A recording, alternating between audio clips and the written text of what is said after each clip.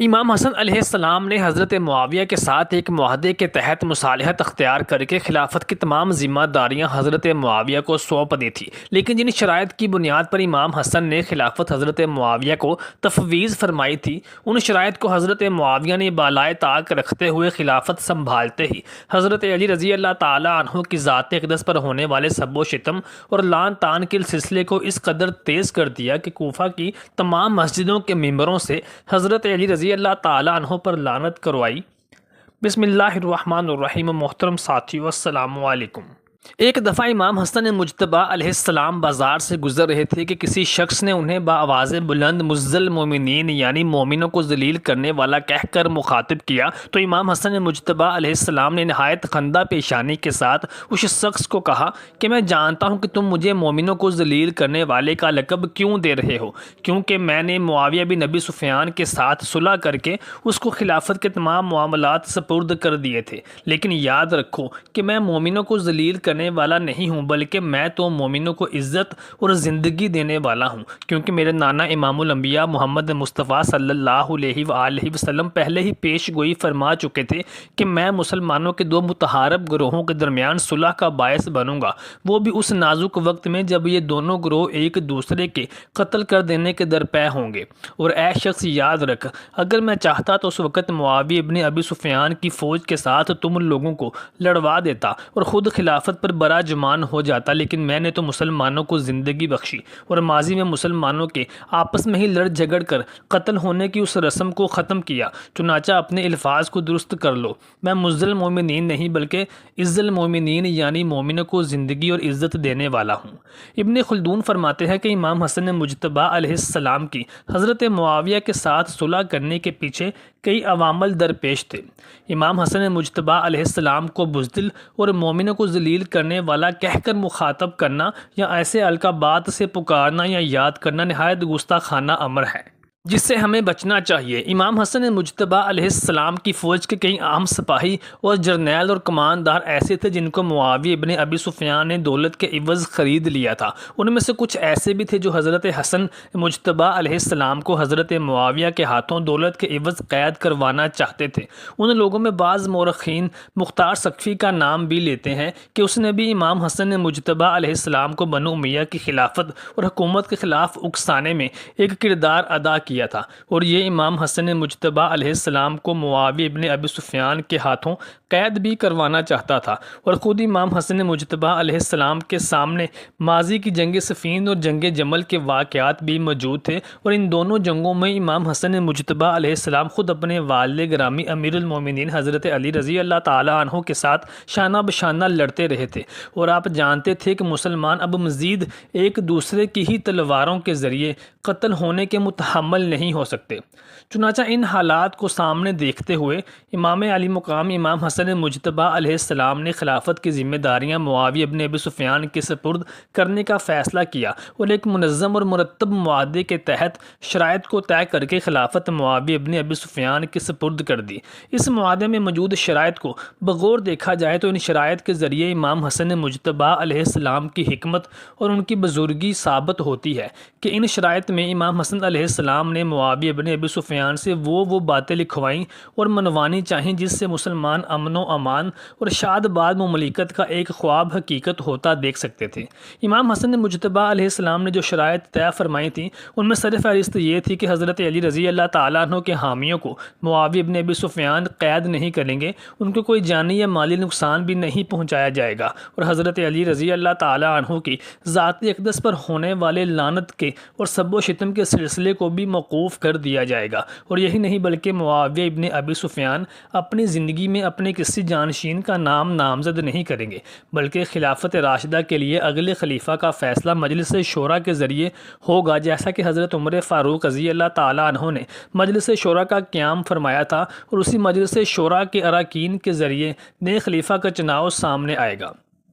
امام حسن بصری رحمۃ اللہ کے مطابق حضرت معاویہ اور امام حسن مجتبی علیہ السلام کے درمیان ہونے والی اس صلح میں چیدہ جو شرائط تھیں وہ کچھ اس طرح سے بیان کی گئی ہیں۔ نمبر 1، کتاب اللہ، سنت رسول صلی اللہ علیہ وسلم اور سیرت خلفۂ راشدین پر عمل درآمد کرنا ہوگا۔ یعنی کوئی بھی مسئلہ یا کوئی بھی قانون نافذ کرنا ہوگا تو اس میں سب سے پہلے نبی کریم صلی اللہ علیہ وآلہ وسلم کی سنت کے ساتھ ساتھ قرآن مجید سے استفادہ کرنا ضروری ہوگا۔ خود اپنے طور پر کوئی قانون نافذ نہیں کیا جائے گا، کیونکہ بنو امیہ کے دور حکومت میں یہ بات بہت عام تھی کہ اگر کوئی حکمران کے خلاف کوئی آواز بلند کرتا تھا تو اس کو ظلم و ستم کا نشانہ بنایا جاتا تھا۔ حضرت علی رضی اللہ تعالیٰ عنہ کی ذات اقدس پر ہونے والے سب و شتم جو کہ معمول بن چکا تھا، اس معاہدے کی شرط یہ بھی تھی کہ حضرت علی رضی اللہ تعالیٰ عنہ کی ذات اقدس پر ہونے والے اس لعن طعن اور سب و شتم کے سلسلے کو بھی موقوف کیا جائے گا۔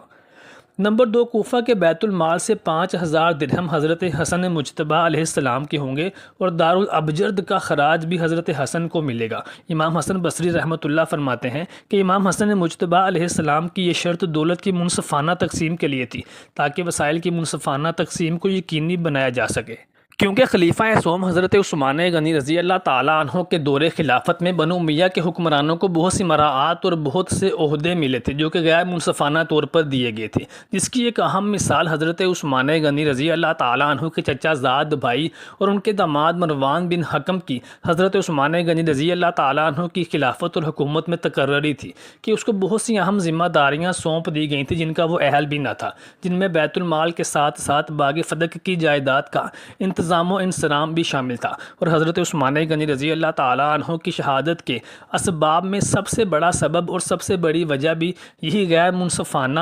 وسائل کی تقسیم تھی، جس کی وجہ سے مسلمان حضرت عثمان غنی رضی اللہ تعالیٰ عنہ کے خلاف تحریک کا حصہ بن گئے تھے۔ امام حسن مجتبی علیہ السلام کو ملنے والا یہ 5000 درہم کا خراج انہوں نے کبھی بھی اپنی ذاتی ضرورتوں پر خرچ نہیں کیا تھا، بلکہ انہوں نے غریب، غربا، مساکین، محتاجوں اور بیواؤں پر صرف کیا۔ نمبر 3، حجر اسود اور احمر کو امان دی جائے گی، یعنی عام روایہ کو امان ہوگی۔ کسی بھی مسلمان کو اپنی مرضی یا منشا کے خلاف کوئی عمل کرنے کی وجہ سے سزا کا حقدار نہیں ٹھہرایا جائے گا، بلکہ سزا کا اصل حقدار وہی ہوگا جو قرآن و سنت اور اسلامی مملکت کے نافذ کردہ سنہری قوانین اور اصولوں کے خلاف کوئی عمل کرے گا۔ نمبر 4، حضرت معاویہ کے بعد خلیفہ کا تقرر مجلس شورا کے فیصلے پر موقوف ہوگا۔ اس صلح کے معاہدے کی سب سے اہم شرط کو حضرت معاویہ نے اس صورت میں توڑ دیا تھا کہ جب انہوں نے اپنی زندگی میں ہی اپنے بیٹے یزید کو اپنا جانشین نامزد کر کے اس کی بیعت لینا شروع کر دی تھی، جبکہ امام حسن علیہ السلام کے ساتھ یہ شرط طے ہوئی تھی کہ معاویہ ابن ابی سفیان اپنی زندگی میں اپنے کسی نائب یا جانشین کا نام نامزد نہیں کریں گے۔ تاریخ گواہ ہے کہ حضرت معاویہ نے خلافت ملتے ہی نہ صرف ان شرائط کو نظر انداز کر دیا، بلکہ ان شرائط کو بالائے طاق رکھتے ہوئے وہ تمام عوامل جو پہلے سے ہی ان شرائط کے ذریعے نہ کرنے پر معاہدہ ہوا تھا ان میں بڑھاوا دیا، جیسا کہ حضرت علی رضی اللہ تعالیٰ عنہ کی ذات اقدس پر ہونے والے لعنت اور سب و شتم کو روکنے کی بجائے اس میں تیزی لائی گئی، اور نماز عیدین اور جمعہ کی نمازوں کے خطبوں میں حضرت علی رضی اللہ تعالیٰ عنہ پر لعنت کروائی جاتی رہی، اور یہی نہیں بلکہ بھرے مجمعوں میں اور بازاروں میں اور محفلوں میں حضرت علی رضی اللہ تعالیٰ عنہ پر لعنت اور سب و شتم کے الفاظ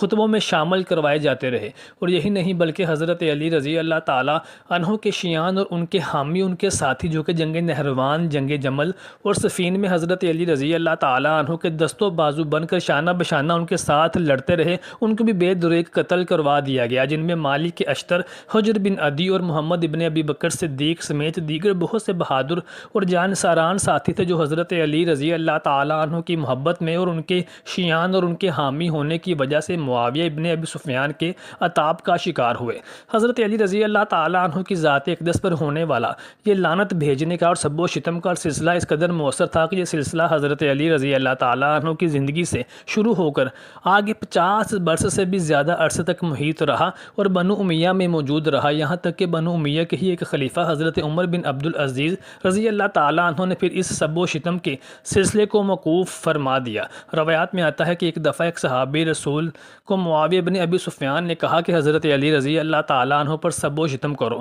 تو اس صحابی رسول نے معاویہ بن ابی سفیان کو جواب دیا کہ باخدا میں تو کبھی بھی علی علیہ السلام کی ذات پر لعنت اور سب و شتم نہیں کر سکتا، کیونکہ میں نے نبی کریم صلی اللہ علیہ وآلہ وسلم کی زبان اقدس سے حضرت علی رضی اللہ تعالیٰ عنہ کی وہ فضیلت سن رکھی ہے کہ جس کی وجہ سے میں حضرت علی رضی اللہ تعالیٰ عنہ پر سب و شتم نہیں کر سکتا۔ وہ داماد رسول خدا تھے اور وہ نبی صلی اللہ علیہ وآلہ وسلم کے چچا کے بیٹے ان کے بھائی بھی تھے، اور اور یہی نہیں بلکہ نبی صلی اللہ علیہ وآلہ وسلم نے خیبر کی جنگ کے موقع پر ارشاد فرمایا تھا کہ کل میں اسلام کا پرچم ایک ایسے شخص کو عطا کروں گا جو اللہ تبارک و تعالیٰ سے اور اس کے رسول سے محبت کرتا ہے، اور اللہ تبارک و تعالیٰ اور اس کا رسول بھی اس شخص سے محبت کرتے ہیں۔ اور نبی کریم صلی اللہ علیہ وآلہ وسلم نے اگلے دن اسلام کا پرچم حضرت علی علیہ السلام کو عطا فرمایا تھا، اور یہی نہیں بلکہ نبی کریم صلی اللہ علیہ وآلہ وسلم نے ارشاد فرمایا تھا کہ علی سے بغض نہیں رکھے گا لیکن منافق، اور حضرت علی علیہ السلام سے محبت نہیں کرے گا مگر مومن، اور مزید فرمایا تھا کہ جس کا میں مولا ہوں